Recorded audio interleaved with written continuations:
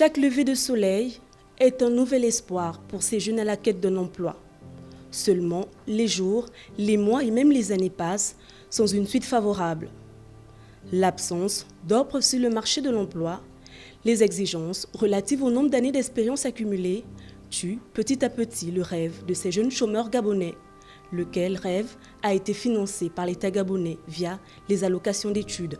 J'ai fait 3 ans de formation, j'ai eu une licence en finance comptabilité et après je suis allée en Afrique du Sud parce que je voulais poursuivre mes études.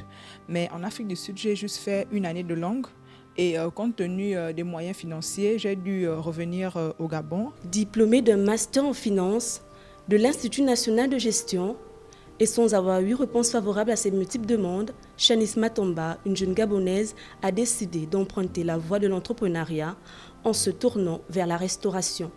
J'ai commencé par le lait caillé que tout le monde consomme d'habitude.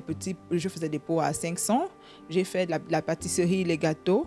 Et l'idée de me lancer dans la restauration m'est venue quand j'ai postulé pour le projet ONA Entreprendre. Lutter contre le chômage, Nidgaï Boulingui en a fait son combat.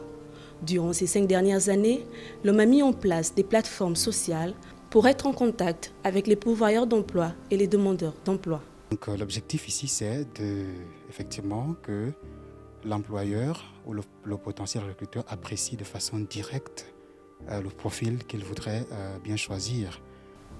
Une plateforme qui a commencé à porter des fruits. Ici, c'est l'accueil d'un nouveau membre qui arrive à peine, il est comptable, il occupe le poste de superviseur chez un cabinet à Port-Gentil.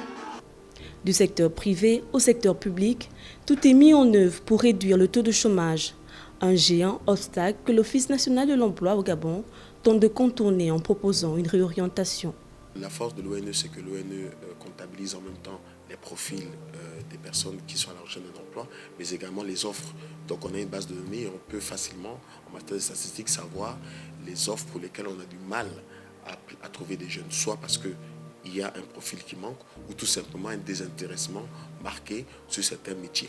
Et ce problème quantitatif oblige de pouvoir nous orienter vers la reconversion professionnelle et que les jeunes comprennent qu'il va être difficile pour tout le monde de trouver un emploi qui correspond exactement à son profil académique. Une piste de solution se trouve certainement dans l'adéquation formation-emploi, en repensant les curricula au niveau national et en les orientant vers les filières professionnalisantes et techniques. Le Gabon a besoin de se développer, mais son développement ne se fera qu'avec un capital humain bien formé.